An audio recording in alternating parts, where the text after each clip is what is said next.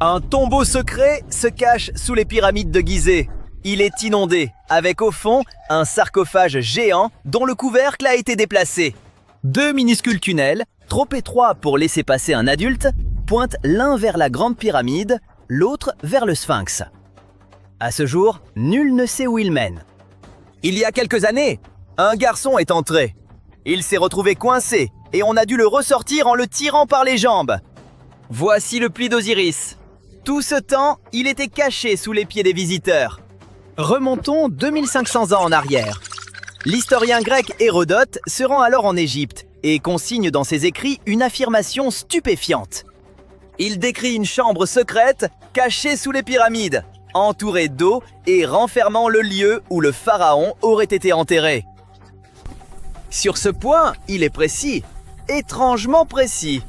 Pourtant, pendant les 2500 années suivantes, presque tous les érudits restent convaincus qu'Hérodote a inventé cette histoire.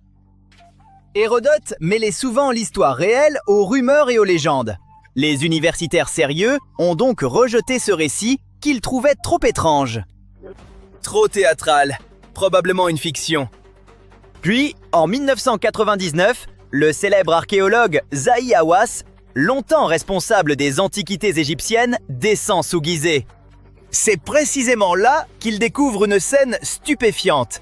Tout correspond à ce qu'Hérodote avait décrit des siècles auparavant. De l'eau, une plateforme de pierre et un sarcophage de granit, à près de 30 mètres sous terre. La scène décrite par Hérodote. Il avait donc raison. Pendant 2500 ans, absolument personne ne l'avait cru. Regardons où se trouve précisément ce puits, car c'est là que l'histoire devient vraiment stupéfiante. La chaussée de Gizeh est la longue voie de pierre reliant le Sphinx à la deuxième pyramide, celle de Képhren. Chaque année, des millions de touristes l'empruntent ou passent tout près. L'entrée du puits d'Osiris est cachée dessous. Aucun tonneau, aucune grande porte, seulement un trou discret dans le sol, facile à manquer. Cette ouverture cache l'une des structures souterraines les plus étranges au monde. L'archéologue Selim Hassan découvre le puits en 1933. Il descend, atteint l'eau et doit rebrousser chemin. Pendant 66 ans, le site reste là, connu et bien documenté, mais presque entièrement oublié. La raison est simple, personne ne pouvait le vider. En 1999, la nappe phréatique de Gizeh avait assez baissé pour permettre les fouilles. Hawass et son équipe y pénètrent avec des pompes et tout leur matériel. Plus tard, il dira que ce furent les fouilles les plus difficiles de toute sa carrière. Il leur faut des semaines de poussière, de boue et de vacarme pour atteindre le fond. Mais cela en valait la peine. Le puits descend sur 3 niveaux successifs, comme un donjon de jeu vidéo. À chaque étage, tout devient plus sombre, plus étrange et de plus en plus difficile à expliquer. Au premier niveau, presque rien. Une salle carrée vide, plutôt décevant. On descend, on regarde autour de soi et l'on pense « Bon, tout semble normal ». Au deuxième niveau, tout change. À environ 18 mètres sous terre, le puits débouche sur 6 chambres directement taillées dans la roche. 2 d'entre elles abritent d'immenses sarcophages de granit, de gigantesques cercueils antiques en pierre. On y a également découvert des fragments de poterie, des perles et de petites figurines Ushepti, destinées à servir éternellement les morts dans l'au-delà. Ces objets datent d'environ 500 avant notre ère. Une découverte impressionnante, certes, mais pas encore véritablement incroyable. Puis vient le 3e niveau, et là, tout bascule. À près de 30 mètres sous terre, soit la hauteur d'un immeuble d'environ 10 étages, le puits s'ouvre soudain sur une immense salle entièrement inondée. Au centre se dresse une plateforme rectangulaire en pierre, entièrement entourée d'eau. Et posée juste au-dessus, se trouve un imposant sarcophage de granit.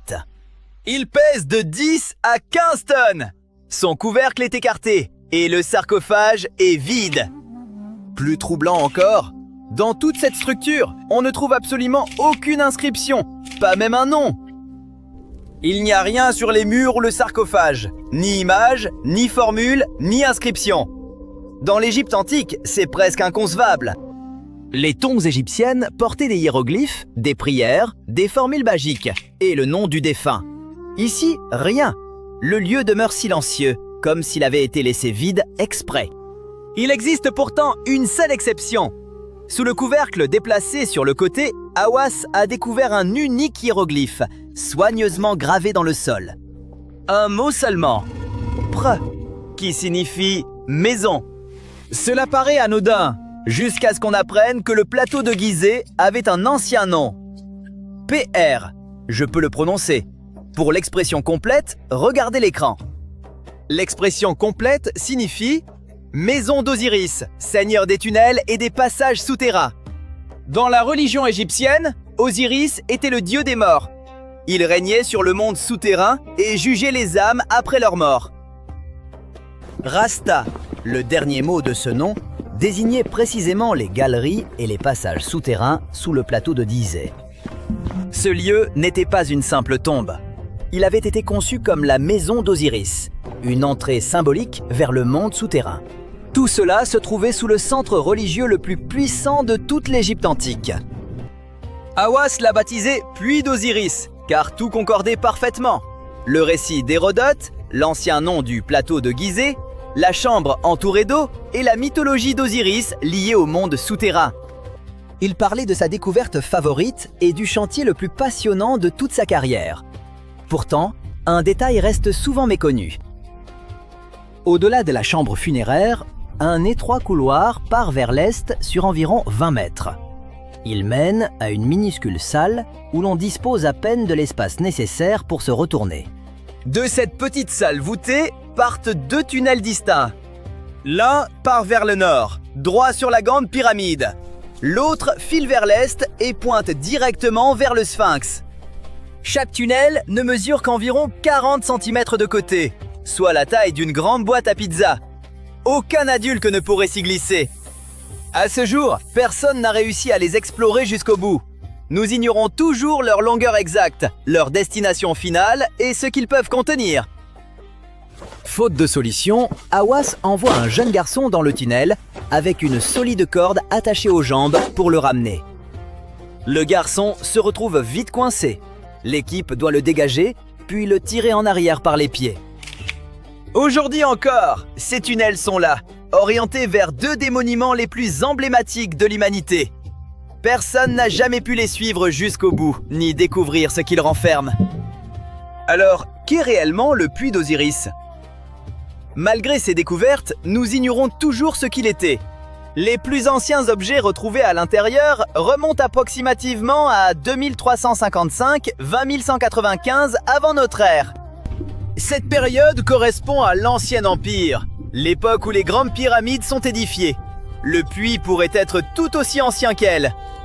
Les chambres du deuxième niveau furent ajoutées bien plus tard.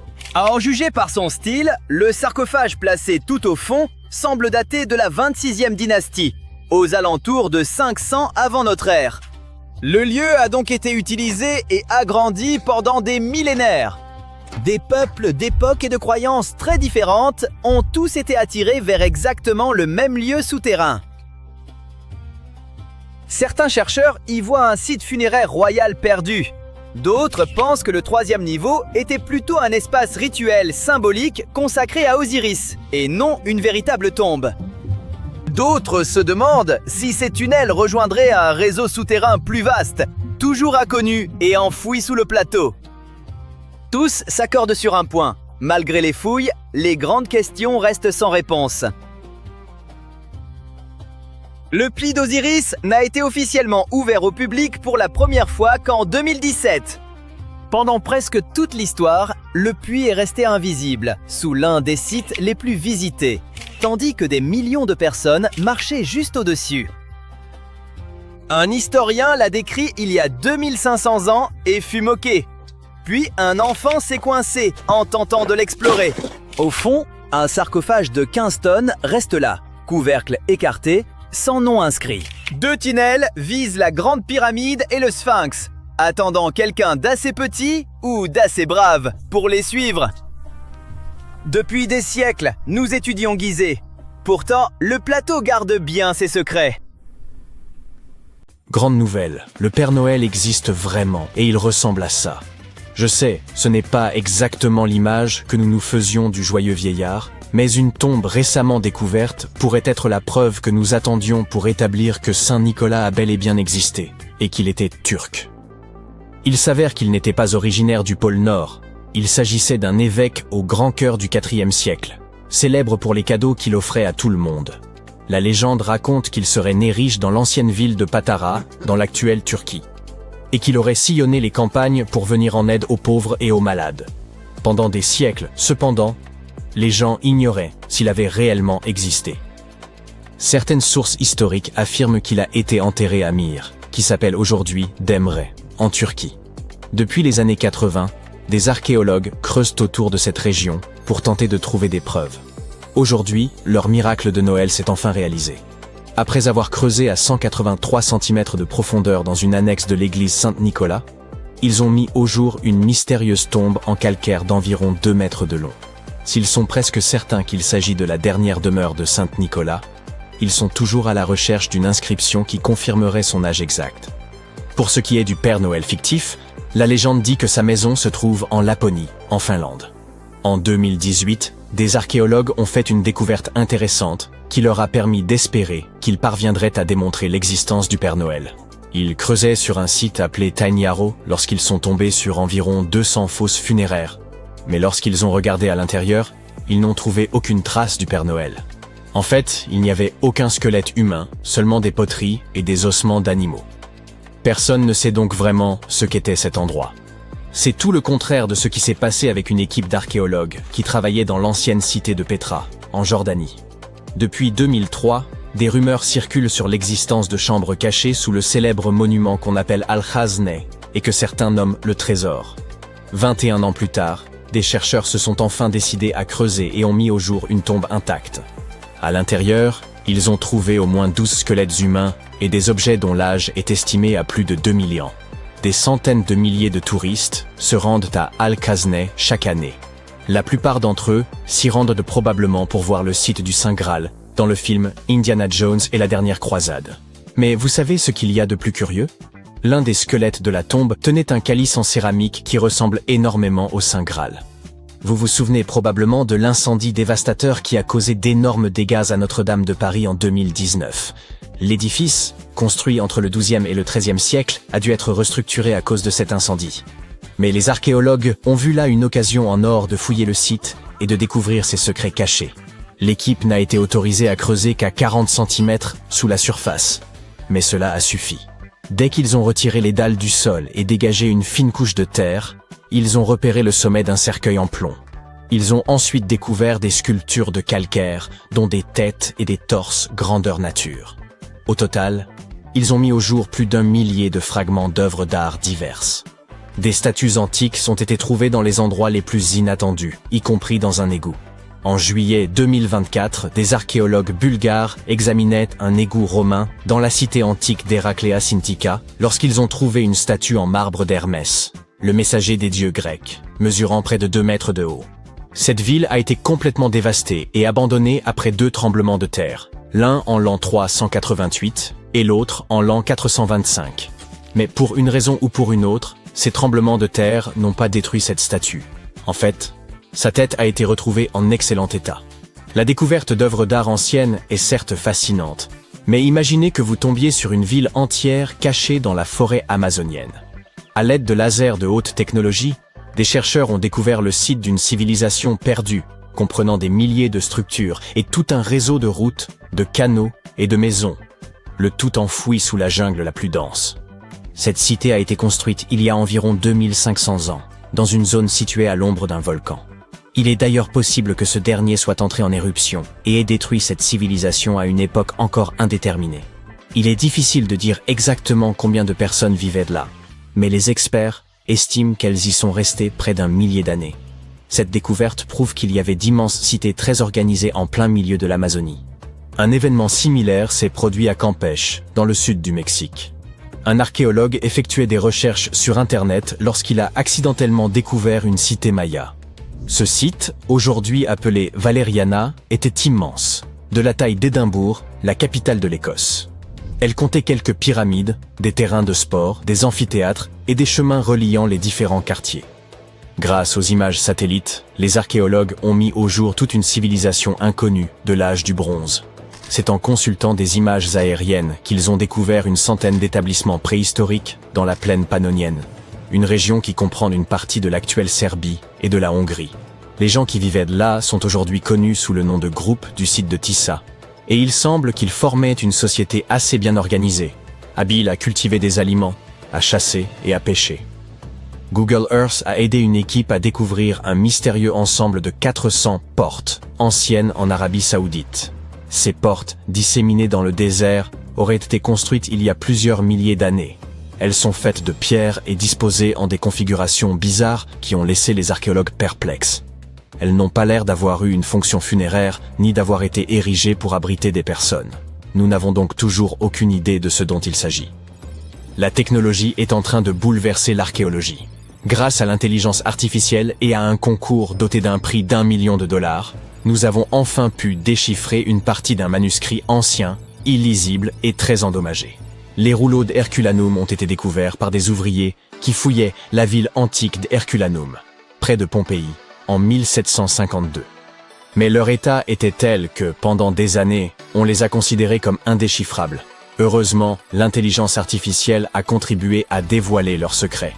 Sur la base des études réalisées jusqu'à présent, les experts pensent donc que l'un de ces rouleaux a été écrit par un philosophe qui privilégiait les plaisirs, comme la musique et la gastronomie, par rapport à tout le reste.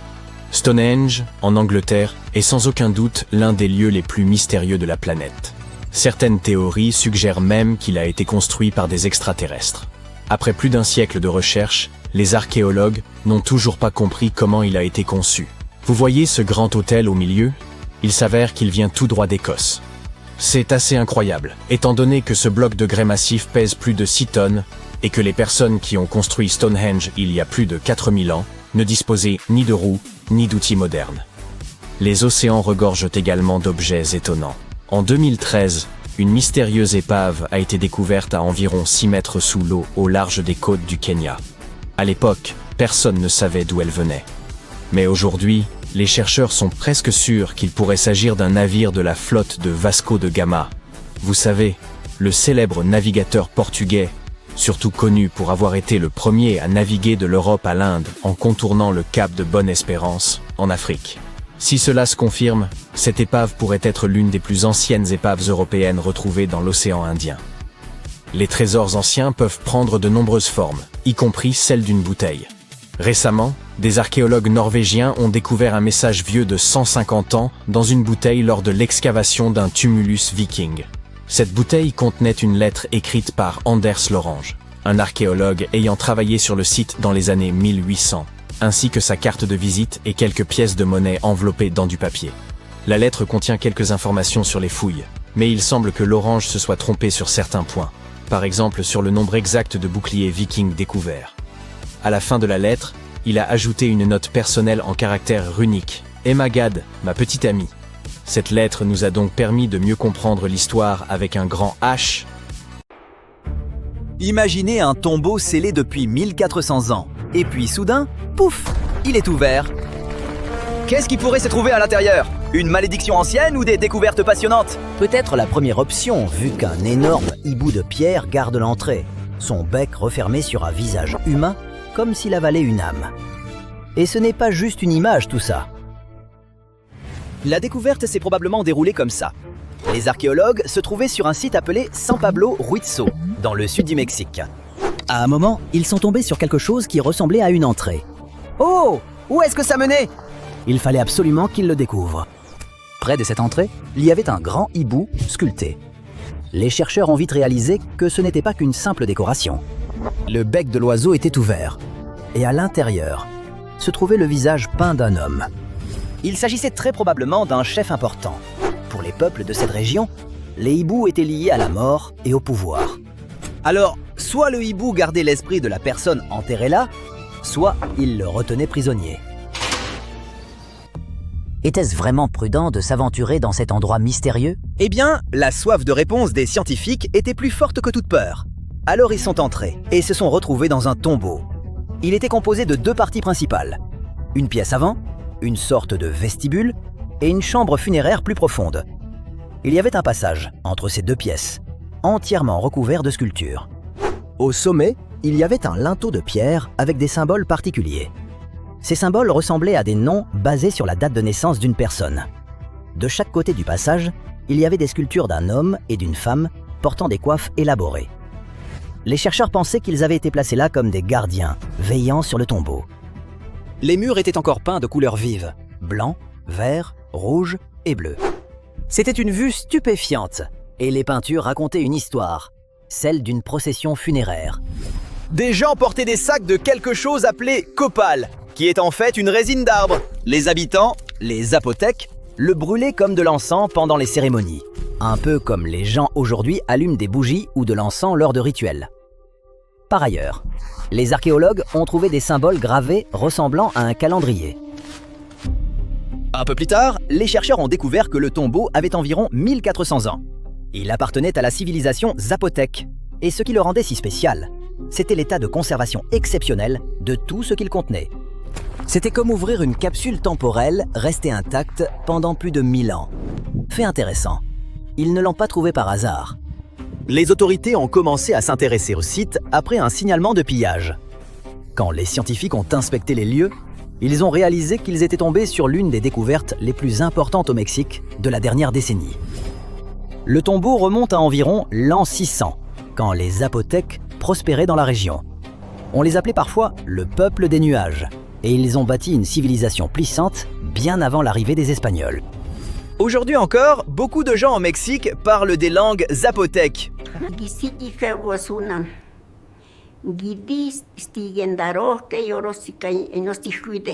En ce moment, des experts de l'Institut national d'anthropologie et d'histoire travaillent avec précaution pour protéger le tombeau et étudier tout ce qu'il contient.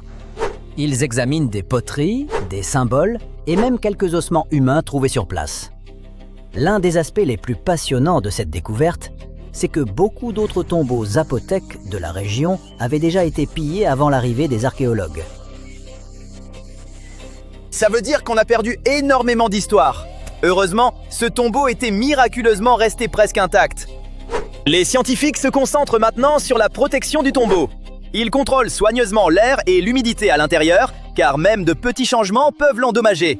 Ils documentent les œuvres d'art et étudient les sculptures et les symboles. Mais les tombeaux anciens ne sont pas toujours cachés profondément sous terre, comme dans les films d'aventure. Parfois, on les trouve juste sous une ville animée. En 2023, des archéologues ont fait une découverte étrange, en bordure du parc de Chapultepec à Mexico. Ils ont trouvé un ensemble de sépultures vieilles d'environ 3500 ans, plus anciennes que la plupart des pyramides du Mexique. Il y avait 10 tombes en forme de bouteilles retournées ou de cloches, large en bas et plus étroite en haut. Environ la moitié contenait des restes humains, 4 femmes et un homme, principalement de jeunes adultes. Ces gens vivaient probablement dans un grand village de la région pendant les périodes préclassiques anciennes et moyennes. C'était bien avant que les Aztèques n'existent. Un des archéologues a expliqué que des populations avaient vécu dans toute cette zone avant qu'un volcan ne change tout. Ce volcan, c'est le Xitla, et quand il est entré en éruption, il a littéralement enseveli des parties du paysage sous la lave. À cause de ça, le sol où se trouvaient ces tombes est resté scellé et intact pendant plus de 3000 ans. Le Xitla est ce qu'on appelle un cône de cendres. En gros, il ressemble à la forme classique de volcan que tout le monde dessinerait. Rond à la base et s'élevant en cône. Il fait environ 300 mètres de haut, avec des pentes assez raides, comme monter une colline inclinée de 30 à 40 degrés, ce qui n'est clairement pas une promenade. Les scientifiques pensent que le Xitla est entré en éruption entre 245 et 315 de notre ère, d'après la datation au carbone 14. Quand il a explosé, ce n'était pas un petit événement, ça a complètement transformé le paysage. La lave s'est répandue et a formé ce qu'on appelle aujourd'hui les champs de lave du Pedregal de San Andrés, couvrant une vaste zone au sud de l'actuel Mexico. Imaginez une épaisse vague de roches en fusion avançant lentement et transformant tout sur son passage en pierre solide. L'une des plus grandes victimes de cette éruption fut Cuicuilco, autrefois une cité majeure et avancée de Mésoamérique. La lave l'a littéralement ensevelie, la figeant dans le temps sous des couches de roches. Après ça, les habitants ont dû partir et se disperser dans d'autres régions. Côté positif, ce déplacement de population, une sorte de migration forcée, a contribué à répandre leur culture à travers le centre du Mexique. Ça a peut-être même influencé le développement de cités voisines, comme Teotihuacan. Plus tard, elle est devenue l'un des centres urbains les plus puissants de la région. Mais cette histoire a un rebondissement. Tous les scientifiques ne sont pas d'accord sur la chronologie. Certains pensent qu'une série de grandes éruptions et la destruction de Cuicuilco auraient en fait commencé plus tôt, vers le 1er siècle avant notre ère. Alors, selon la version de l'histoire qu'on retient, cette catastrophe s'est produite soit un peu plus tard, à l'époque romaine, soit encore plus tôt, quand les civilisations anciennes du Mexique étaient encore en développement. Dans tous les cas, c'était un événement cataclysmique qui a remodelé à la fois le paysage et la vie des habitants. Mais revenons aux tombes. Elles ne sont pas immenses. La plupart faisaient entre 1 et 2 mètres de large, et jusqu'à 1,50 m de haut. Imaginez quelque chose de la taille d'un petit placard, ou d'un grand coffre dans lequel on pourrait s'accroupir. Les archéologues les appellent des tombes en cloche, à cause de cette forme arrondie, en bouteille. Ce style n'est pas propre à un seul endroit. On a trouvé des tombes similaires dans différentes régions du Mexique. Ça signifie que les gens devaient partager leurs idées, un peu comme les tendances se propagent entre régions aujourd'hui. Autre fait curieux, ce n'était pas un site funéraire ponctuel. L'équipe a aussi trouvé des sépultures plus tardives, ce qui signifie que les gens revenaient à cet endroit depuis des générations. C'était un lieu qui est resté important pour une communauté pendant des centaines d'années. À l'intérieur des tombes, les archéologues ont trouvé des offrandes enterrées avec les défunts. Il y avait des outils en bois de serre, une coupe et de petites figurines féminines. C'était probablement des objets personnels ou des offrandes symboliques, un peu comme les gens aujourd'hui déposent des fleurs ou des objets significatifs sur une tombe. Tous ces objets ont été transférés au Musée national d'histoire pour être étudiés avec soin. Les experts s'en servent pour en apprendre davantage sur le mode de vie de ces populations. Heureusement, ce n'est pas la seule découverte dans la zone. Les travaux autour du parc de Chapultepec révèlent toutes sortes de vestiges ces derniers temps. D'ailleurs, peu avant, les archéologues avaient même trouvé un cimetière du XVIe siècle, datant de moins de 100 ans après la chute de l'Empire aztèque suite à la conquête espagnole. Au Panama, des archéologues trouvaient sans cesse des chefs couverts d'or sous un champ aride. Assez étrange. Puis ils ont trouvé des parures de chefs si petites qu'elles ne pouvaient qu'appartenir à un enfant. Cette découverte a changé l'interprétation du site. El Caño n'était plus seulement un riche site de cérémonie. C'était plutôt un lieu où le pouvoir se transmettait d'une génération à l'autre. Et maintenant, une nouvelle chambre funéraire vient d'élargir cette vision. El Caño se distingue des récits habituels sur l'or antique. La dernière chambre, datant de 800 à 1000 après Jésus-Christ, n'a pas livré que des objets brillants. Elle a ajouté une pièce à un puzzle bien plus vaste. Les archéologues ont trouvé des poteries, des bijoux en or et un personnage central de haut rang, désigné par la disposition de l'or. Ce n'était pas de la richesse éparpillée au hasard. C'était une affirmation publique de son rang. Les objets eux-mêmes sont saisissants. 2 bracelets, 2 boucles d'oreilles, des pectoraux ornés de chauves-souris et de crocodiles. C'est pas le genre d'objet que l'on dépose par hasard. Ils ont été choisis pour faire passer un message. Dans un monde sans panneaux, sans projecteurs, ni inscriptions géantes, l'or servait de langage. Il indiqua à tous qui était la personne la plus importante dans cette chambre. L'emplacement rend tout cela encore plus frappant. Ni l'Égypte, ni le Pérou, ni un paysage archéologique célèbre rempli de ruines créantes. Le centre du Panama. Historiquement, cette région était vue comme un simple passage entre les grands centres de l'Amérique ancienne, entre les Mayas au nord et les cultures andines au sud. El Caño remet sans cesse en question cette vision ancienne. Cette vieille hypothèse existait pour une raison. Cette partie du Panama ne ressemble pas à un empire bâti en pierre. Pas de temple géant, pas de murs dynastiques sculptés, pas de ruines criant « une société puissante vivait ici ».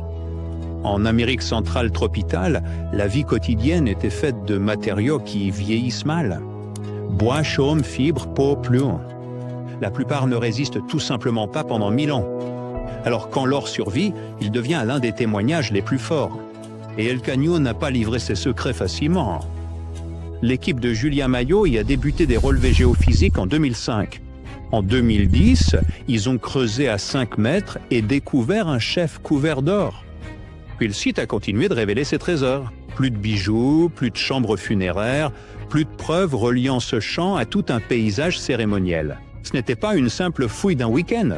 Ce fut des années de travail patient en transformant un pâturage calme en l'une des plus grandes histoires archéologiques du Panama. Le contraste est saisissant. En surface, El Caño semble ordinaire, le genre d'endroit où l'on attend de l'herbe, du bétail et de la chaleur, pas des dynasties. Mais sous ce sol banal, les archéologues ont trouvé des symboles d'autorité faits pour être vus de loin. L'or poli aurait capté la lumière intense du soleil. Les ornements de poitrine brillaient probablement quand un chef bougeait. L'imagerie animale, chauves-souris, crocodiles et autres créatures puissantes transformaient les bijoux en un langage visuel d'autorité. C'était un statut que l'on pouvait repérer instantanément. Et la chambre la plus récente est importante car elle n'est pas isolée.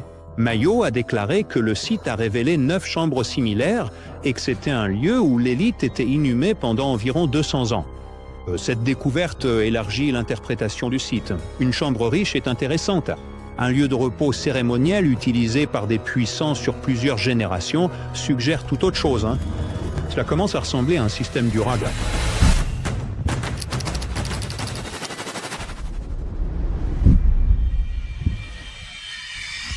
On voit ce système encore plus clairement dans une autre découverte majeure d'El Caño de 2024. Les archéologues ont découvert la chambre commune d'un important seigneur Coquelet enterré vers 750 à 800 de notre ère. À l'intérieur se trouvaient des ornements en or, des objets en céramique, des cloches, des jupes et un ensemble de flûtes. L'équipe l'a surnommé le Seigneur des flûtes, ce qui semble presque légendaire jusqu'à ce qu'on se rappelle que ce n'est pas un mythe. C'est une personne réelle issue d'une véritable tradition cérémoniale trouvée sur le même site. L'ampleur s'accroît encore davantage autour de cette sépulture. Les chercheurs ont trouvé de nombreux autres individus placés dans le même cadre. Les rapports indiquent que le total pourrait dépasser les 30 personnes. À ce stade, vous ne regardez plus une seule personne importante avec une collection d'objets. Vous assistez à un événement, une mise en scène chorégraphiée, un message à tous, montrant que ce chef était au centre d'un ordre social bien plus vaste. Cette interprétation est étayée par la recherche. Une étude de 2020 sur les multiples chambres d'El Caño a révélé le même schéma de base. Un individu au statut le plus élevé, avec d'autres personnes disposées autour de cette figure centrale, et le sentiment fort que toute la composition représentait l'ordre social. Les auteurs ont également conclu que certaines de ces cérémonies finales impliquaient des pratiques rituelles très dures. La disposition elle-même faisait partie de la mise en scène du pouvoir. Revenons maintenant aux insignes de taille enfantine, car c'est peut-être l'indice le plus étrange de tous. L'une des premières percées de Mayo a eu lieu lorsqu'elle a réalisé qu'un ensemble de minuscules objets en or était trop petit pour un adulte. Il semble avoir appartenu à un bébé paré comme un chef. Plus tard, l'équipe a trouvé des brassards en or sur le squelette d'un garçon de 12 ans. Les deux découvertes pointent dans la même direction. Ici, le statut n'était peut-être pas quelque chose qu'une personne gagnait tard dans sa vie. Il a pu commencer dès la naissance. Cette implication est significative. Si le rang passait de père en fils, alors El Caño ne nous montrait pas quelques chefs isolés. Cela révélait un système de pouvoir héréditaire. Cela signifie des familles établies, une succession et des règles assez fortes pour que toute une communauté les reconnaisse. Des spécialistes de l'orfèvrerie devaient exister. Le savoir cérémoniel devait être préservé, le travail devait être organisé. Ce n'étaient pas de petits villages isolés improvisant tout au fur et à mesure. C'était structuré. Ça explique aussi pourquoi El Caño est plus qu'une histoire de trésors. L'or attire d'abord l'attention. Le vrai sujet est la sophistication politique. Les objets ne sont utiles que parce qu'ils révèlent hiérarchie, cérémonie, autorité héritée et une élite capable de mettre en scène le pouvoir de façon claire. L'or est ce qui attire l'œil en premier. Le système social maintient l'intérêt du site une fois que les classes estompent. Il y a une autre raison pour laquelle El Caño compte tant. À moins de 3 km se trouve Sitio Conte, le plus ancien site panaméen qui a longtemps fourni les preuves de cette tradition riche en or. Pendant des années, Sitio Conte a été le point de référence majeur. Puis El Caño a commencé à révéler ses propres chefs, ses ornements, ses rituels. Soudain, ce n'était plus un point chaud isolé. C'était un monde culturel plus vaste, caché à la vue de tous dans le même paysage. Une fois ce monde imaginé, El Caño devient incroyablement visuel. Pas de monument de pierre géant ? Soit. La cérémonie peut tout de même paraître immense. Flûte, cloche, plastron d'or étincelant, perles cousues, symboles animaux affichant lignées et rangs. un ancien chef d'El Cagno portait des plastrons d'or, des brassards, un bracelet de cloche, une ceinture de perles d'or et plus de 2000 petites sphères d'or disposées comme si elles étaient cousues sur une écharpe. Ce n'est pas de la mode subtile, c'est du théâtre cérémoniel. Imaginez l'une de ces cérémonies finales, un chef est placé au centre. L'or capte la luire. La musique résonne à travers l'air. Les compagnons sont disposés selon un sens strict. Chaque personne présente peut lire la scène sans un seul mot écrit. Cette personne occupait le rôle plus élevé, ses familles comptaient. Cet ordre perdure encore aujourd'hui. Le but n'était pas le deuil privé. Le but était la mémoire publique et la hiérarchie publique. C'est pourquoi El Cagno change l'histoire du Panama d'une manière très spécifique. Il n'ajoute pas seulement une attraction archéologique de plus sur la carte. Il montre que le centre du Panama avait ses propres chefs puissants, ses spécialistes rituels, ses symboles de rang et ses lignées. Cette région ne faisait pas qu'absorber l'importance de ses voisins, elle générait la sienne, et le site le confirme. El Cagno a déjà révélé plusieurs chambres d'élite au fil des ans, et chaque nouvelle découverte enrichit l'histoire. La découverte clé ici n'est pas un bracelet, une boucle d'oreille ou même une chambre remplie d'or. C'est de réaliser qu'un champ ordinaire cachait un cimetière de souverains et les indices d'un système de pouvoir oublié, présent depuis toujours.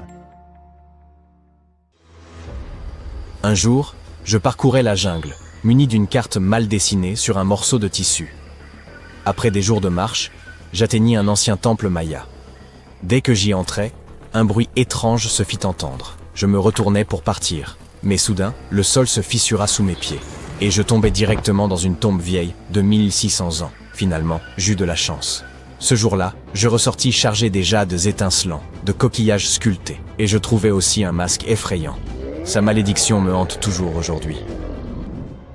Bon, ça ne s'est peut-être pas passé exactement comme ça. Ou peut-être que ça ne m'est même pas arrivé. Hélas, l'archéologie dans la vraie vie, c'est pas comme les films d'Indiana Jones. Cependant, les découvertes peuvent être tout aussi importantes. Surtout au Belize, où des archéologues viennent de découvrir la première tombe identifiable d'un souverain dans la ville maya perdue de Caracol. Après 40 ans de fouilles. Une équipe a finalement réussi à ouvrir une chambre cachée, enfouie profondément sous une structure qu'ils avaient déjà étudiée. Et à l'intérieur de cette tombe, qui a environ 1600 ans, se trouvait Tekab Shak, le premier roi connu de Caracol. On traduit couramment son nom par « Dieu de la pluie et de la branche d'arbre », ce qui est très poétique et vraiment génial. Le roi Shak était considéré comme une divinité maya qui contrôlait la pluie, le tonnerre et les éclairs. Selon le folklore, il utilisait des haches pour frapper des serpents porteurs de pluie dans le ciel, et il se mettait à pleuvoir. Le roi enterré est considéré comme le fondateur de la dynastie. Et cette dynastie a duré plus de 460 ans. Et en jugeant par ce qui a été enterré avec lui, nous pouvons supposer que le roi Shak était très admiré.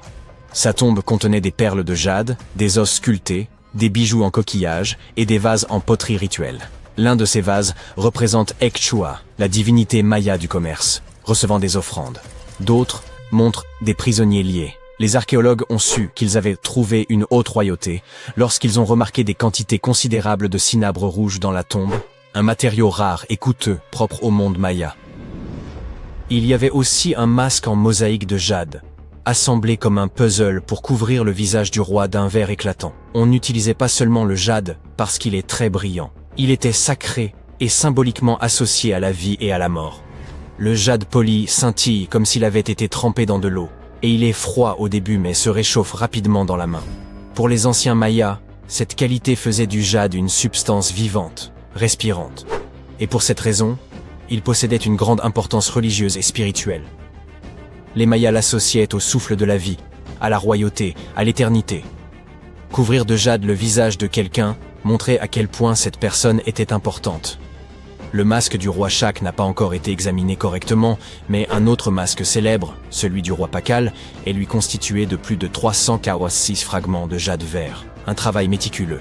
Mais ce qui est peut-être le plus fascinant, symboliquement à propos de ce roi, c'est qu'il était vieux, pas seulement parvenu au bout d'une longue vie, mais vieux au point d'être édenté. Pour nous, cela signifie qu'il ne sait pas bien nettoyer les dents. Parce que non, on ne perd généralement pas ses dents simplement en vieillissant. à condition qu'on maintienne une bonne hygiène bucco-dentaire et qu'on ait les soins adéquats.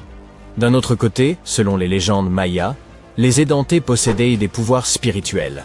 Les dirigeants et les chamans servaient d'intermédiaires entre les différents royaumes, et dans l'art, les divinités âgées ou du monde souterrain étaient souvent représentées sans dents. Et puisqu'on parle de monde, la cosmologie maya divisait l'univers en 3 couches. Le monde du haut était le domaine des dieux. Le monde du milieu était celui des hommes. Il reposait sur le dos d'une tortue ou d'un caïman géant et était entouré d'une mer primordiale. Et en dessous se trouvait le monde d'en bas, connu sous le nom de Xibalba, un royaume sombre et complexe, peuplé d'esprits et d'ancêtres. Et certaines personnes, notamment les dirigeants, les chamans et les anciens, étaient censés se déplacer entre ces mondes. Notre roi était un dirigeant, portait un nom de type divin et était un ancien édenté. Son niveau de puissance devait être incommensurable. Mais ce n'est pas tout. Voici le plus inquiétant. La tombe était enfouie sous une autre tombe, découverte en 1993. Les archéologues enquêtèrent sur une autre sépulture lorsqu'ils ont réalisé qu'une autre chambre était cachée en dessous. Une cachette intéressante. Remarquablement, ça a fonctionné. Pendant plus de 1600 ans, personne ne l'a trouvée. Cela fait de la tombe de Tekab Chahak la première jamais découverte à Karakol, qui puisse être définitivement liée à un souverain connu, grâce aux hiéroglyphes, au contexte funéraire et aux artefacts. Si vous n'êtes pas fan de géographie ou d'histoire, vous n'avez probablement jamais entendu parler de Karakol. Aujourd'hui, c'est une ruine isolée au cœur des jungles de l'ouest du Belize. Mais il y a environ 16 siècles, Karakol était l'une des plus grandes et des plus puissantes villes de tout le monde maya. À son apogée, elle s'étendait sur plus de 200 km², ce qui, pour référence, est plus vaste que l'actuelle Belize City. Sa population était d'environ 100 000 personnes. C'est plus que la plupart des villes européennes de l'époque. Et elle n'était pas seulement grande, elle était avancée. Karakol comptait des pyramides, des terrains de jeux de balles, des palais, des réservoirs et un système routier très complexe. Des autoroutes de calcaire s'étendant sur des kilomètres à travers la jungle. Des fouilles passées ont également mis au jour des pointes de flèches, des forêts, des fusailloles, des figurines et des outils du quotidien. La tombe de Tekab Chahak est l'une des 3 tombes principales trouvées dans l'acropole nord-est. Celle-ci est située près de Kahana. Le complexe architectural central de Karakol est l'un des plus hauts bâtiments construits par l'homme au Belize jusqu'à aujourd'hui. Il atteint une hauteur impressionnante de 43 mètres et comporte plusieurs étages où l'on trouvait l'élite et les temples. Mais même avec cette taille, trouver des tombes n'est pas du tout chose facile. La plupart ont déjà été pillées. Nous ne savons pas ce qui se cache encore là-bas. Et dans certaines zones, creuser risque de causer de dégâts. C'est pourquoi il a fallu des décennies aux chercheurs pour finalement trouver quelque chose d'intact. Toutefois, ils ont répertorié plus de 850 sépultures et 175 tombes à Karakol au cours de leur mission qui a duré 4 décennies. L'une des premières tombes, datant d'environ 350 de notre ère, est une sépulture par crémation contenant des artefacts rituels tels que des lames en obsidienne, des pointes de lance et des stylets de céramique associés au Mexique central. Si vous êtes archéologue, cette ville sera pour vous mine d'or historique. Mais les mines d'or historiques s'accompagnent souvent de mises en garde. Par exemple, n'entrez pas, le plafond pourrait vous tomber dessus. De plus, même si les scientifiques sont enthousiastes à propos de cette découverte, le roi est probablement agacé s'il peut réellement voyager entre les différents mondes. Alors, qu'est-ce qu'on fait maintenant que le repos éternel du roi a été perturbé? En ouvrant et en entrant dans la tombe de Tekab Chahak, les archéologues ont pénétré dans un lieu sacré censé rester fermé. Les tombes mayas n'étaient pas simplement des trous dans le sol avec un cercueil joliment taillé. Elles étaient scellées comme des coffres cosmiques, fermés avec de la pierre, de la terre, et parfois des rituels de fermeture élaborés. L'idée, c'est qu'une fois refermée, ce que la tombe contenait ne devait plus être touché. L'archéologie à Karakol et dans d'autres villes mayas nous ont bien prouvé tout ça. Des couches épaisses et impénétrables, des offrandes définitives et des débris soigneusement déposés signifiant clairement que nul ne devait pénétrer à l'intérieur. Les archéologues d'aujourd'hui les traitent encore ainsi. Ils travaillent selon des lois et des protocoles stricts et font montre du plus grand respect pour ce que tout cela représentait pour les bâtisseurs d'origine. Cependant, il est étrange de penser à la mythologie et de se demander si Chahak va hanter les archéologues. Je suppose que nous verrons bien. Il ne devrait pas avoir peur. Il est vieux et n'a pas de dents. Peut-être qu'il les embêtera avec de la pluie. Après tout, Il tient son nom d'une divinité pluvieuse, et nous ne connaissons toujours pas sa véritable puissance. Les Mayas étaient une civilisation fascinante, et leur structure compte encore parmi les plus mystérieuses que l'on puisse trouver. Bien qu'ils aient été isolés du monde connu, ils ont également construit des pyramides sans grue, cartographié le ciel nocturne sans télescope, et ils savaient comment enterrer un roi.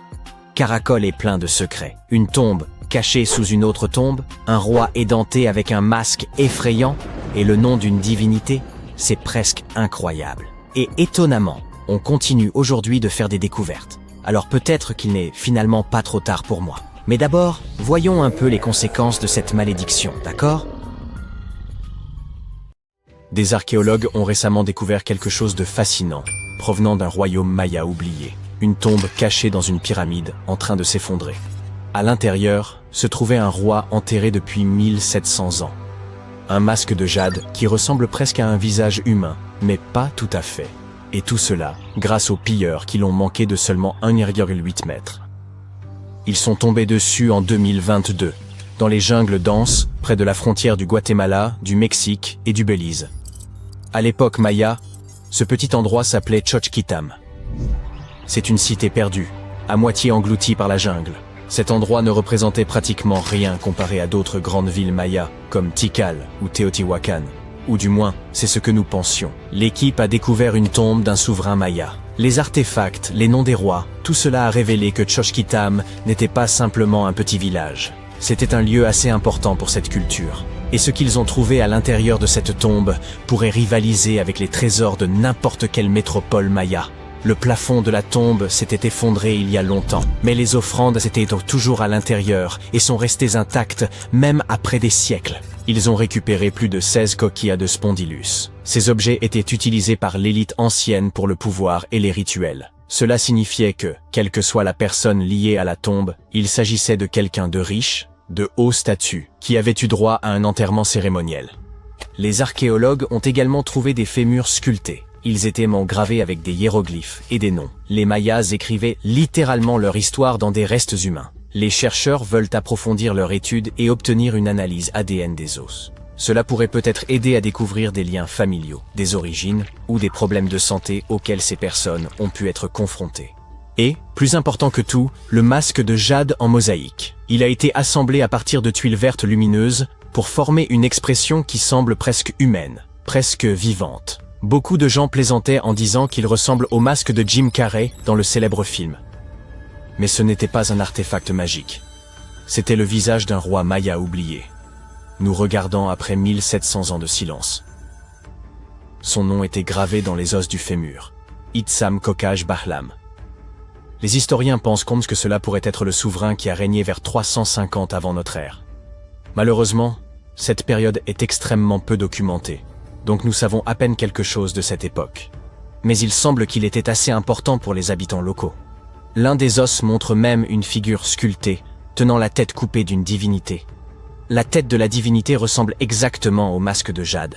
Peut-être que cela était censé représenter le roi lui-même, triomphant d'un méchant mythologique. D'autres inscriptions mentionnent le père et le grand-père du roi. Cela relie Xochquitam aux puissantes capitales mayas que nous avons mentionnées, Tikal et Teotihuacan. Tikal fut jadis le cœur battant du monde maya. C'était une mégapole fascinante. La ville s'élevait des basses terres guatémaltèques avec des pyramides à degrés imposantes qui frôlèrent le ciel. Cet endroit était le foyer de dizaines de milliers de personnes. C'était aussi un centre d'art, d'astronomie et de culture. Les dirigeants y étaient vénérés presque comme des dieux vivants. Leurs exploits étaient gravés dans des stèles qui se dressent encore au milieu des singes hurleurs. Teotihuacan était situé encore plus au nord. Voilà un mystère d'un autre genre.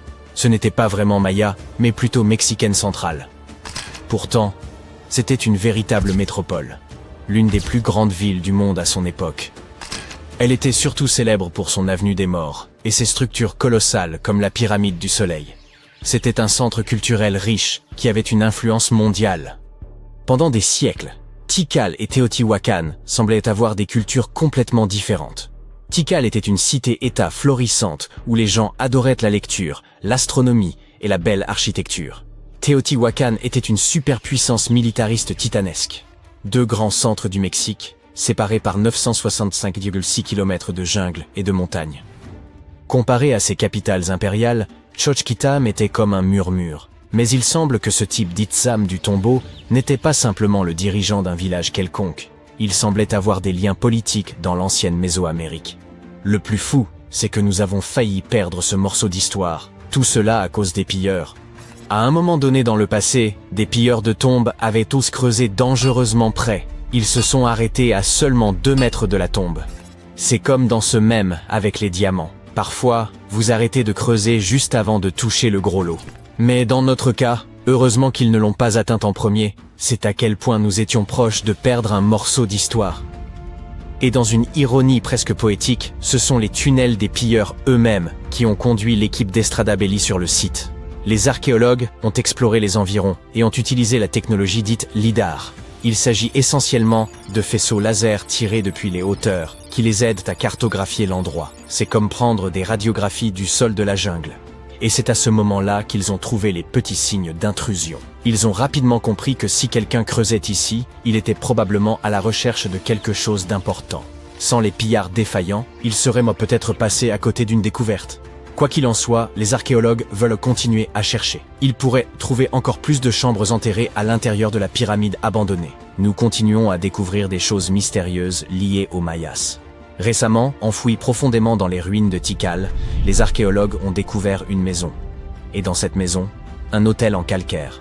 Il était recouvert de fresques éclatantes de rouge, jaune et noir. Ce qui est étrange, c'est que cette construction n'a pas été faite par les Mayas. Elle était indubitablement de style Teotihuacan. Et tout comme le tombeau précédent, elle a été réalisée il y a environ 1700 ans. L'autel a été découvert à l'intérieur d'une résidence de l'époque Maya, connue sous le nom de groupe 6 des 15. Il mesurait 1,1 mètre par 1,8 mètres et se trouvait au centre de la maison. C'était très typique des traditions de Teotihuacan. Il portait une fresque du dieu de la tempête. Ce dernier était également une divinité centrale dans le panthéon de Teotihuacan. Mais cet autel ne représentait ni roi ni souverain. C'est très étrange. Comme nous l'avons dit, les Mayas vénéraient et honoraient leur dynastie et le pouvoir politique, les affichant pratiquement partout comme des produits dérivés. Mais cet autel, au contraire, vénérait uniquement les divinités. Et il le faisait au cœur de la capitale principale des Mayas, Tikal. Lorsque les archéologues ont plongé plus profondément, ils ont vu cela comme une preuve indéniable que les Teotihuacanos n'étaient pas seulement venus à Tikal. Ils y ont prospéré. Cette maison n'était pas simplement un comptoir commercial. Des gens y vivaient réellement. Les Teotihuacan ont construit des maisons, pratiqué leurs rituels et laissé derrière eux leur divinité dans cette ville. Et les Mayas semblaient être détendus à ce sujet. Les chercheurs pensent que c'était un foyer pour certaines élites venant de Teotihuacan. Ou peut-être appartenait-il à des Mayas qui pratiquèrent la culture Teotihuacan et la respectaient profondément.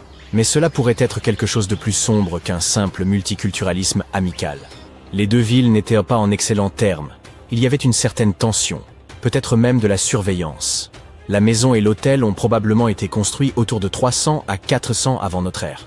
C'était une période où Tikal gagnait en puissance. Cela a peut-être attiré l'attention du puissant empire au nord. C'est presque comme si les Mayas avaient provoqué la bête. Entre 400 et 450 avant notre ère, cette attention pouvait être devenue quelque chose de sinistre. L'autel pourrait avoir été en réalité le symbole de la domination. Les Mayas de Tikal avaient-ils véritablement accueilli leurs invités, ou bien étaient-ils venus ici pour commencer, sans détour, à construire des hôtels étrangers dans des espaces sacrés? Teotihuacan a-t-elle utilisé cela comme une sorte d'invasion douce? Dans ce cas, il serait logique que les Mayas détruisent cet endroit ou le vandalisent d'une manière ou d'une autre. Les Mayas enterraient régulièrement leurs bâtiments et reconstruisèrent par-dessus. Mais, pour une raison inconnue, cet hôtel est resté intact. Les Mayas l'ont trouvé et l'ont enterré avec les bâtiments environnants tels qu'ils étaient. Pas de vandalisme, pas de destruction, pas même de reconstruction. On dirait qu'ils avaient des sentiments complexes à l'égard des Teotihuacans. C'était une époque où les cultures s'affrontaient, fusionnaient, se chevauchaient et se surveillaient peut-être les unes les autres. Peut-être qu'un jour, nous en apprendrons davantage sur ce qui s'est réellement passé entre ces... Un pas de plus dans la mauvaise direction, et les arbalètes libéreront leurs flèches. Si vous ouvrez la mauvaise porte, vous sombrerez dans une rivière de mercure. Il est presque impossible de sortir de ce lieu, mais s'y rendre est encore plus ardu. Non, ce n'est pas le décor d'un film d'aventure sur quelques chasseurs de trésors. Il s'agit d'un véritable tombeau gigantesque, truffé de pièges et de ruisseaux de mercure toxique. Et il n'est pas niché au cœur de la jungle amazonienne, ni sur une île inconnue. Ce tombeau se trouve au centre de la Chine, à proximité de la ville de Xi'an.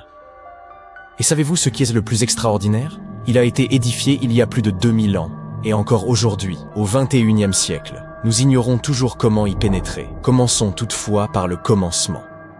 Beaucoup d'entre vous ont sans doute entendu parler de l'armée de terre cuite, des milliers de sculptures en argile représentant des humains. Elles furent découvertes pour la première fois en 1974, lorsqu'un groupe de paysans creusait des tranchées près de Xi'an. Ils mirent au jour une figure détaillée à taille humaine. Et ce n'était qu'une parmi 1000. Chaque sculpture fut réalisée avec le plus grand réalisme, chacune possédant des détails qui lui étaient propres. Plus de 50 ans se sont écoulés, et les scientifiques poursuivent l'exhumation de ces sculptures. Leur nombre a désormais dépassé 8000. Mais quelle est leur fonction? Ces statues de terre cuite gardent, en quelque sorte, le tombeau de l'empereur Qin Shi Huang. Homme d'une influence considérable en Chine, il ne fut pas seulement enterré dans un simple mausolée. Ses serviteurs érigèrent un complexe funéraire de la taille d'une petite ville. Ainsi, si des milliers de gardes en argile protègent symboliquement le lieu, il est difficile d'imaginer ce qui se trouve au centre de ce tombeau ancien et colossal. Mais découvrons d'abord qui était Qin Shi Huang, avant de nous pencher sur ses pièges périlleux. Il était le premier fils du souverain du royaume de Qin, l'un des 6 royaumes qui existaient alors sur le territoire de la Chine moderne. En 259 avant notre ère, à sa naissance, ces 6 royaumes demeuraient indépendants et séparés les uns des autres. De plus, un violent conflit les opposait depuis plus de 2 siècles. Qin Shi Huang s'avéra pourtant l'homme capable de conquérir et d'unifier tous ces royaumes. Il devint bien plus qu'un simple roi. Il fut le premier empereur de Chine. Mais comment parvint-il à accomplir l'impossible? Les catastrophes naturelles, une stratégie habile, des tactiques ingénieuses et ses propres compétences lui permirent de soumettre les 6 royaumes. Les spécialistes discutent encore de certains détails de cette réussite. Tout ce que l'on peut affirmer, c'est que Qin Shi Huang était un empereur d'une grande sagesse et d'une intelligence remarquable. Il n'est donc guère surprenant que son sépulcre se révèle si immense. Il fut enseveli dans le plus vaste et luxueux complexe funéraire de toute l'histoire de la Chine. Cette étendue, de la taille d'une petite ville, recèle de nombreuses cavernes souterraines, abritant tout ce dont un empereur pourrait avoir besoin dans l'au-delà. Dans la Chine ancienne, tout comme en Égypte, on croyait que lorsqu'un empereur quittait ce monde, il pouvait emporter avec lui les biens enterrés à ses côtés. Malheureusement, cela pouvait parfois concerner des êtres humains. Qin Shi Huang, avec discernement et sagesse, choisit cependant de recourir à des statues d'argile. Mais ce qui est le plus remarquable, c'est que les architectes et les bâtisseurs de ce complexe l'ont rendu impénétrable. L'ensemble de la zone recèle d'innombrables secrets, artefacts historiques et objets d'une valeur inestimable. Au cœur de ce tombeau se dresse un somptueux palais abritant le corps de l'empereur. Imaginez combien de trésors y sont conservés. Tous étaient destinés à rester intacts et invisibles aux yeux des autres. Et il est fort probable que nous ne puissions jamais y accéder, du moins dans un avenir proche. L'ancien historien chinois, Sima Qian, évoqua ce tombeau environ un siècle après l'inhumation de l'empereur. Il écrivit que ce lieu recelait des pièges mortels, prêts à annihiler quiconque oserait pénétrer à l'intérieur. Les ingénieurs avaient installé des arbalètes chargées de flèches et répandu une immense quantité de mercure, simulant le cours des rivières. Bien sûr, cela remonte à 2000 ans, et les arbalètes ne fonctionnent probablement plus, mais le mercure, lui, demeure éternel.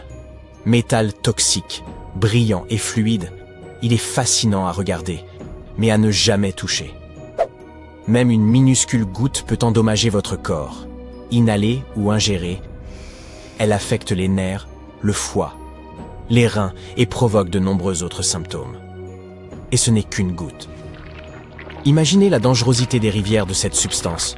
Qui peut savoir quelle quantité de mercure les bâtisseurs ont pu y déverser?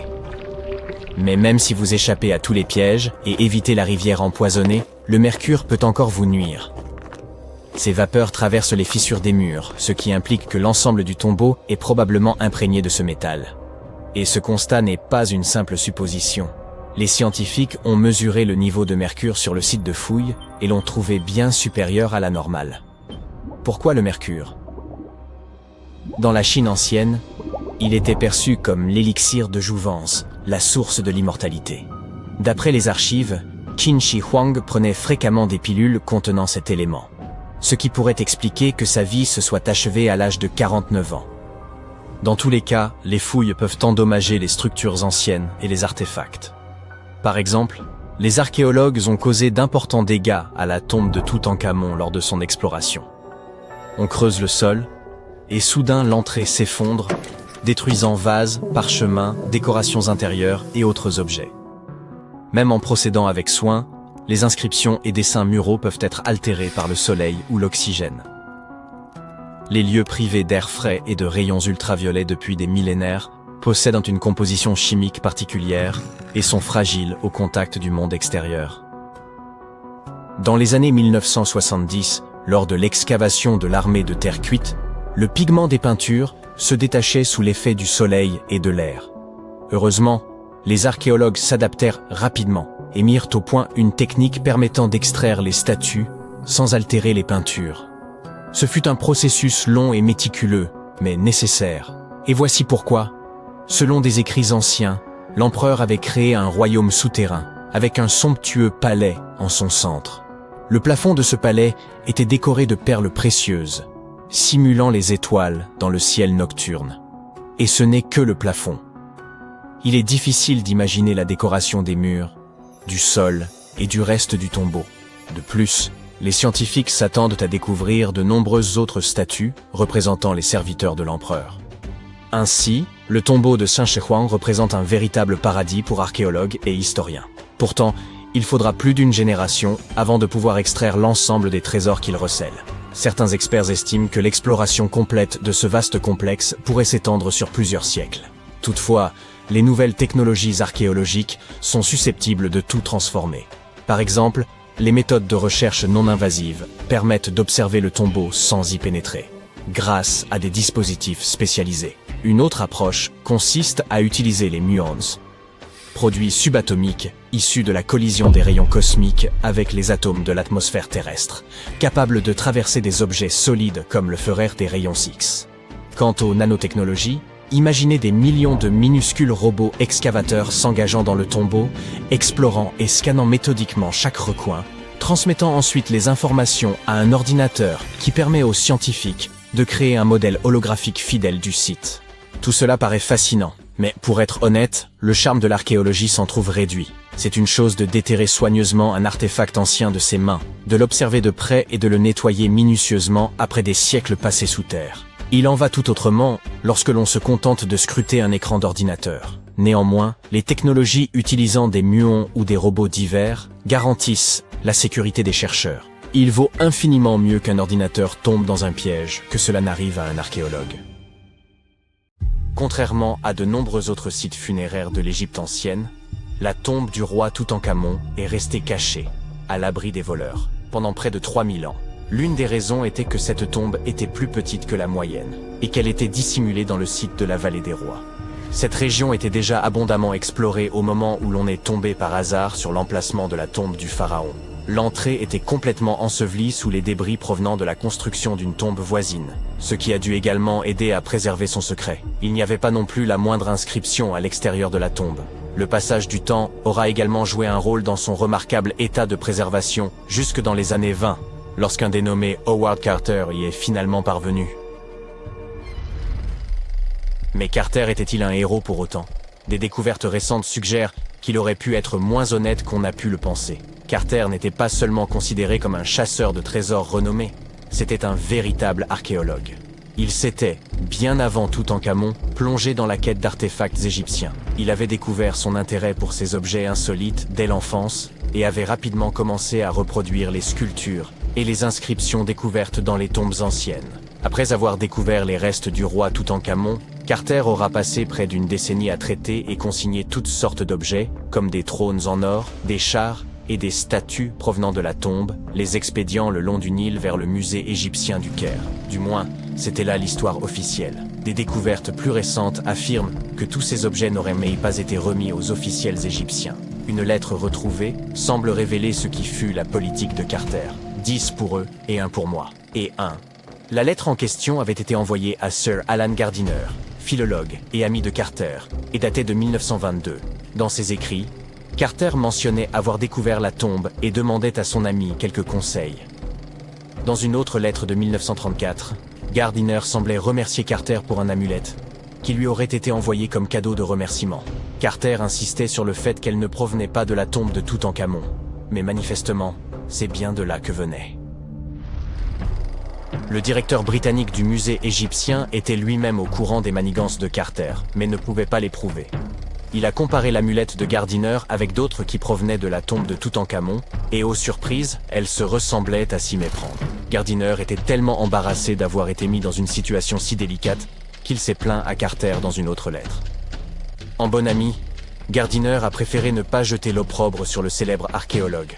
À la place, il a conseillé à Carter de restituer ses objets volés au Caire, tout comme il vous conseillerait de donner un coup de pouce à cette vidéo et de vous abonner à la chaîne pour plus de vidéos incroyables sur les secrets les plus pharaoniques de l'histoire. Ce n'est pas le seul élément louche concernant le comportement de Carter après la découverte. En 1947, un dénommé Alfred Luca, qui avait travaillé aux côtés de l'archéologue controversé, a livré des informations dans une obscure revue Kerot. Il affirmait que Carter avait discrètement forcé la porte de la chambre funéraire par lui-même. Après quoi, il l'avait refermée comme si de rien n'était avant d'officialiser la découverte. Pourquoi aurait-il fait cela? Eh bien, la même théorie suggère que Carter et son équipe auraient pu pénétrer dans la tombe plus tôt afin de faire main basse sur quelques trésors anciens. Bien entendu, ces gens ne pouvaient pas risquer de revendre de tels objets de leur vivant, mais s'assureraient qu'ils soient vendus aux enchères après leur décès. Carter n'a cependant jamais rien avoué. Il n'a pas émis de démenti officiel non plus. Mais le gouvernement égyptien ne pouvait pas risquer d'autres disparitions inexpliquées. On lui a donc interdit l'accès à la tombe pendant un certain temps. Certains ont associé ces disparitions à la malédiction du roi Toutankhamon. Si vous n'en avez jamais entendu parler, sachez que cette histoire effrayante a passionné les foules peu après la découverte de la sépulture du pharaon. On prétendait que quiconque interférait avec la tombe du jeune roi serait poursuivi par la malédiction. Ce n'est pas aussi spectaculaire qu'une momie se lançant après vous, mais il se murmure que tous ceux qui ont perturbé la demeure de Toutankhamon ont rencontré des fins aussi mystérieuses que prématurées. Le décès le plus remarquable lié à cette prétendue malédiction est celui de George Herbert, le 5e comte de Carnarvon. C'est cet aristocrate britannique qui avait financé la quête de cette tombe, et il est décédé juste un an après l'ouverture du caveau. Aujourd'hui, les gens aiment y voir un grand mystère, mais il se trouve qu'Herbert était déjà en très mauvaise santé lorsqu'il est parvenu au Caire, et qu'il a fini par succomber à une maladie commune. Maintenant, parlons chiffres. Beaucoup de monde s'est trouvé lié à l'ouverture de ce tombeau. Des gardes de sécurité, des archéologues et quantité d'ouvriers. Et certes, quelques-uns d'entre eux sont morts peu après que le tombeau a commencé à recevoir des visiteurs. Mais aussi attrayante que soit cette malédiction dans notre récit, statistiquement, si vous avez un groupe de personnes impliquées dans l'ouverture d'une tombe, vous devriez vous attendre à quelques décès, simplement du fait du hasard. La durée de vie moyenne de tous ceux qui auraient été frappés par l'ancienne malédiction était de plus de 20 ans après que le sort se soit abattu sur eux. La fille d'Herbert a même vécu jusque dans les années 80, soit 50 ans plus tard. Et Howard Carter lui-même a vécu jusqu'en 1939, soit 16 ans après la grande découverte. Certains ont suggéré que toute cette malédiction n'était rien de plus qu'une stratégie de communication soigneusement élaborée. Lorsque la tombe de Toutankhamon a été découverte, Howard Carter était soucieux d'en tenir les journalistes à l'écart. Ainsi, il aurait pu inventer une malédiction pesant sur quiconque se serait approché de la sépulture du jeune roi. Mais qu'a-t-on bien pu dérober dans la tombe de Toutankhamon? Eh bien, pour commencer, quelques bijoux. Ils pourraient avoir été volés par Howard Carter lui-même, selon un spécialiste français, qui a mené une recherche approfondie en examinant de vieilles photos prises à l'intérieur de la tombe dans les années 20. Il a comparé ces images à celles de divers objets provenant de musées et de ventes aux enchères. et il s'est rapidement mis à retracer l'itinéraire de certains des bijoux de Toutankhamon. Tout d'abord, il y a ce collier, qui ornait autrefois la poitrine du pharaon. Il était brisé en plusieurs morceaux, et certaines parties ont été envoyées via Carter au musée Nelson Atkins du Missouri. Pendant ce temps, d'autres morceaux ont été réarrangés en collier par des gens qui ont tenté de le vendre aux enchères en 2015, mais sans succès. Le musée Nelson Atkins lui-même ne nie pas les faits, puisqu'il confirme l'information sur son propre site web. Et puis, il y a la fameuse coiffe de Toutankhamon. Quelques perles de celle-ci auraient également été volées par Carter. Elles ont ensuite été enfilées pour former un nouveau collier, qui est aujourd'hui conservé au musée d'art de Saint-Louis. Un autre collier élégant, fait de céramique émaillée, a passé un certain temps au Metropolitan de New York. Heureusement, il a été renvoyé en Égypte il y a un peu plus d'une décennie. Il semble qu'il ait été, comme on pourrait s'y attendre, également volé par Carter. Malgré les articles manquants, la tombe de Toutankhamon a tout de même révélé une multitude d'objets incroyables, qui nous ont permis d'en apprendre davantage sur cette culture ancienne. Commençons par le célèbre masque funéraire. Il s'agit d'un énorme ouvrage en or de 53 cm de diamètre, orné de pierres semi-précieuses et de pattes de verre. Il pèse 10 kg et représente le jeune pharaon avec une longue barbe postiche et une coiffe surmontée d'un cobra et d'un vautour. Au dos, un sortilège tiré du livre des morts était censé assurer son passage dans l'au-delà. Toutankhamon était apparemment aussi passionné de jeux de société, notamment de sonnettes. On en a retrouvé 4 dans sa tombe, dont certains en ivoire. Les archéologues ont également trouvé une paire de sandales en or, bien qu'on imagine qu'elles aient été davantage pour l'apparat que pour le confort. En fait, le pharaon ne les a probablement jamais portées de sa vie. En parlant d'articles de mode, il semble que Toutankhamon ait été un souverain plutôt coquet. On a même retrouvé un mannequin dans son tombeau qui était utilisé pour choisir, ajuster et ranger ses tenues et ses bijoux. Le jeune roi semble également avoir apprécié la musique, d'après les 2 trompettes que les historiens ont retrouvées dans son tombeau. Bien qu'on en ait joué en 1939 lors d'une émission proposée par la BBC, les instruments sont aujourd'hui considérés comme trop fragiles pour être manipulés.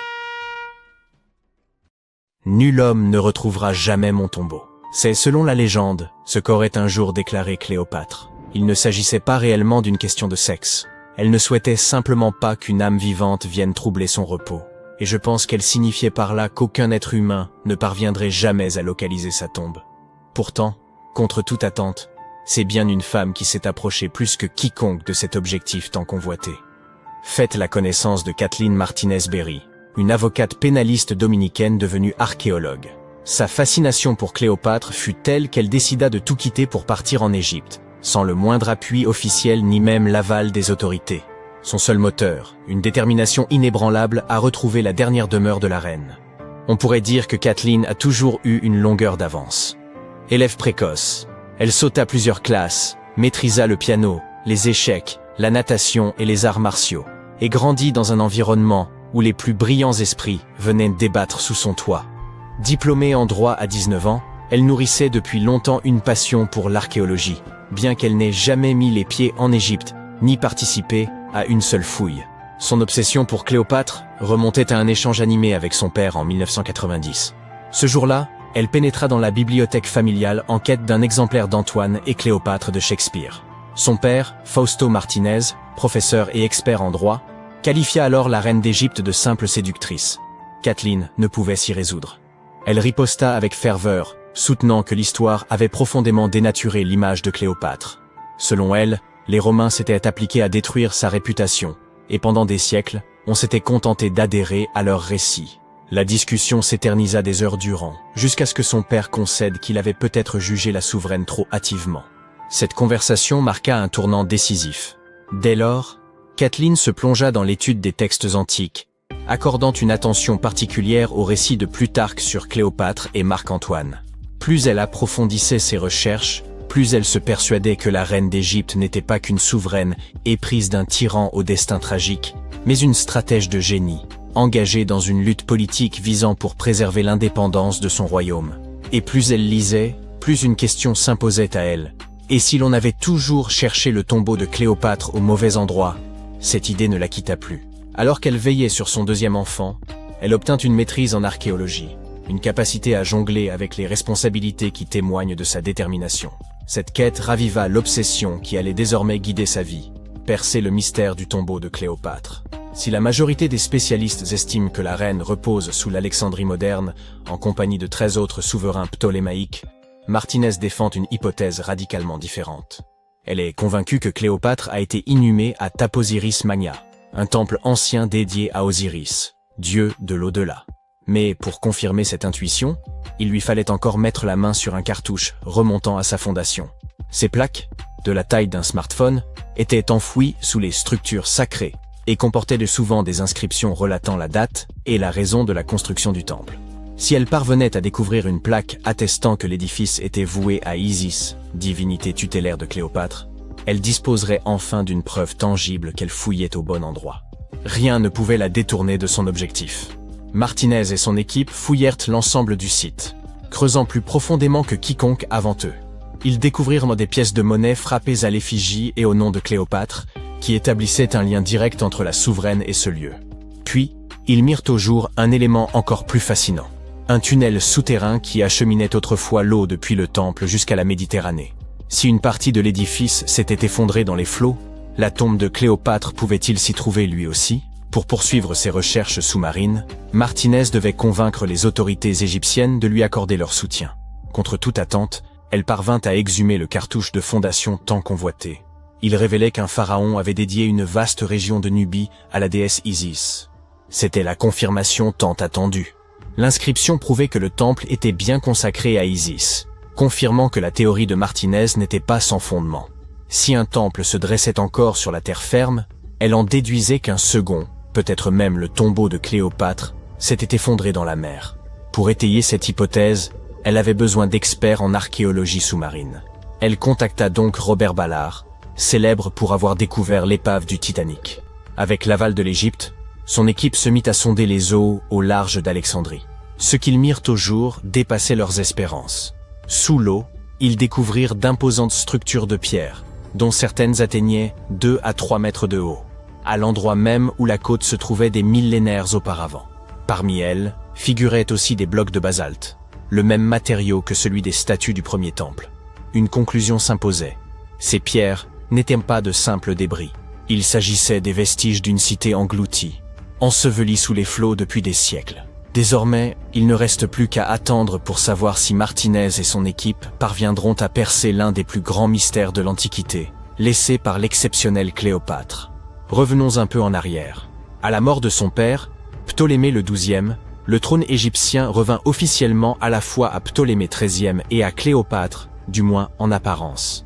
Alors âgée de 18 ans, Cléopâtre aurait épousé son frère de 10 ans, une pratique courante parmi les dynasties de l'époque. Bien qu'aucune preuve formelle ne permette de l'affirmer avec certitude. Mais l'union ne dura pas. Très vite, le jeune Ptolémée décida qu'il voulait régner seul et chercha à évincer Cléopâtre. Contrainte de fuir l'Égypte, elle ne se contenta pas d'attendre son heure dans l'ombre. Déterminée à reprendre ce qui lui revenait de droit, elle leva une armée. À seulement 21 ans, elle se trouvait déjà dans le désert du Sinaï, à la tête de ses troupes, élaborant son retour triomphal au pouvoir. À cette époque, Cléopâtre entretenait déjà une alliance aussi stratégique que personnelle avec Jules César. En juin 47 avant Jésus-Christ, elle donna naissance à un fils, Ptolémée César, plus connu sous le nom de Césarion, que beaucoup considèrent comme l'enfant de César. Mais cela ne l'empêcha nullement de respecter les traditions royales égyptiennes. C'est ainsi qu'apparut dans sa vie un second époux, son autre frère, Ptolémée XIVe. Oui, malgré sa liaison avec César, Cléopâtre contracta une nouvelle union au sein de sa propre famille, car dans son univers, préserver le pouvoir dynastique était une priorité absolue. Toutefois, son mariage ne changea rien à la solidité de son lien avec César. Cléopâtre se rendit même à Rome aux côtés de Ptolémée XIVe pour une visite d'État. Mais au lieu de loger au palais officiel, elle s'installa dans la villa privée de César, sur les rives du Tibre. Cependant, en 44 avant Jésus-Christ, aux ides de Mars, l'assassinat de César bouleversa l'équilibre politique et mit en péril la position de Cléopâtre. Comme si cela ne suffisait pas, peu de temps après, Ptolémée XIVe trouva la mort. Certains soupçonnent même que Cléopâtre ait orchestré sa disparition, la laissant seule maîtresse de l'Égypte. Pendant ce temps, à Rome, Marc-Antoine consolidait son ascension, se rêvant l'héritier politique de César. Curieux d'évaluer la souveraine d'Égypte, il la convoqua. Cléopâtre ne manqua pas l'occasion de marquer les esprits. Elle fit son entrée sur une somptueuse barge, paraît-elle une déesse. Dès qu'il la vit, Antoine en fut immédiatement épris, à tel point qu'il abandonna son épouse restée à Rome pour suivre Cléopâtre à Alexandrie, où leur relation prit la forme d'une idylle à part entière. Ensemble, ils eurent 3 enfants, et s'engagèrent dans un conflit majeur contre Octave, fils adoptif de César, dans une lutte acharnée pour le contrôle de l'Empire romain. La dernière apparition de Cléopâtre eut lieu dans son mausolée, paré de tout le faste royal. Un diadème ornant son front, étendu sur ce que Plutarque décrivit comme un lit d'or. Après leur défaite à Actium, les troupes d'Octave marchèrent sur Alexandrie. Consciente que la fin approchait, la reine se retrancha dans son mausolée, entourée d'or, d'argent, de perles et d'œuvres d'art. Plutôt que de voir ses trésors tomber aux mains des Romains, elle menaça de les réduire en cendres. Antoine, refusant de son côté de tomber vivant entre les mains des Romains, se frappa de son propre glaive. Toutefois, avant d'expirer, il fut transporté auprès de Cléopâtre. Elle le serra contre elle tandis qu'il rendait son dernier souffle. Un peu plus d'1 semaine plus tard, Cléopâtre prit sa décision. Plutôt que de souffrir l'humiliation d'être paradée comme prisonnière d'Octave, elle mit fin à ses jours.